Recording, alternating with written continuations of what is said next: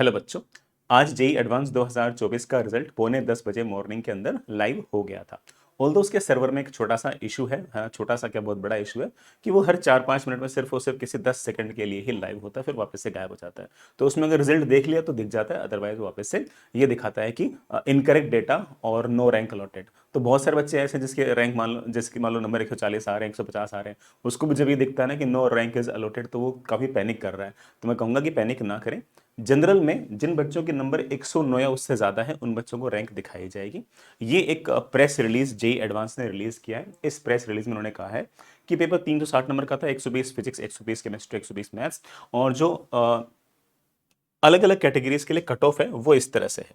General की जो cut off है वो 30% है, ऑल दो जो उनके फॉर्म में कट ऑफ लिखी होती है वो 35% लिखी होती है, वो घटकर 30% है। ऑल दो ये वाला जो कट ऑफ है ये जो हमने एक्सपेक्ट करते रहते हैं उस कट ऑफ से ज्यादा है, क्योंकि लास्ट ईयर जो कट ऑफ गई थी जनरल कैटेगरी की वो 25% ही गई थी, लगभग लगभग 84 मार्क्स के आसपास गई थी। जो कट ऑफ इस साल बढ़कर 109 नंबर हो गई है। ये जो कट ऑफ 84 मार्क्स से बढ़कर 109 नंबर हुई है, ये आगे जाके जो रैंक है उस पर भी रिफ्लेक्ट हो रही है। इसी तरह से जो भी बड़ा जनरल कैटेगरी ईडब्ल्यूएस और ओबीसी में नॉन क्रीमी लेयर है उनके जो कट ऑफ है वो परसेंटेज में 27.3 और क्या कहते हैं बेटा नंबरों के अंदर 98 के आसपास है। इंडिविजुअल सब्जेक्ट के अंदर जो कट ऑफ है वो जनरल की 8.68 है, और जो क्या कहते हैं बेटा EB economically backward classes general और ओबीसी है उनके लिए इंडिविजुअल सब्जेक्ट कट ऑफ 7.8% है। ठीक है, वो तुम समझ गए होंगे इस बात को।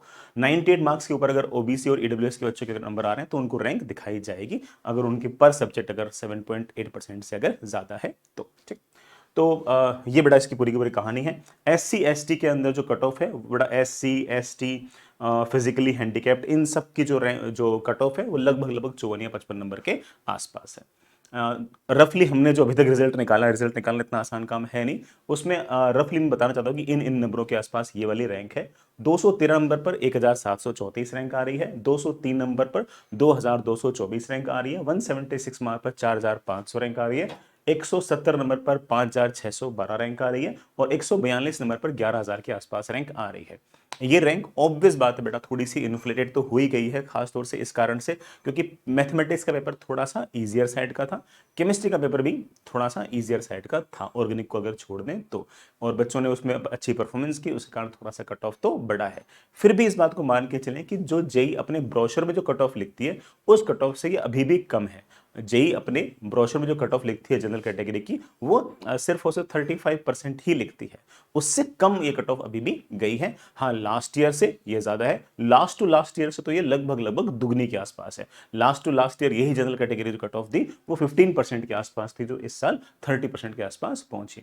तो काफी सारे बच्चे हो सकता है कि अपनी रैंक को लेकर थोड़े से दुखी हों, बट अपना क्या करें, सच्चाई यही है।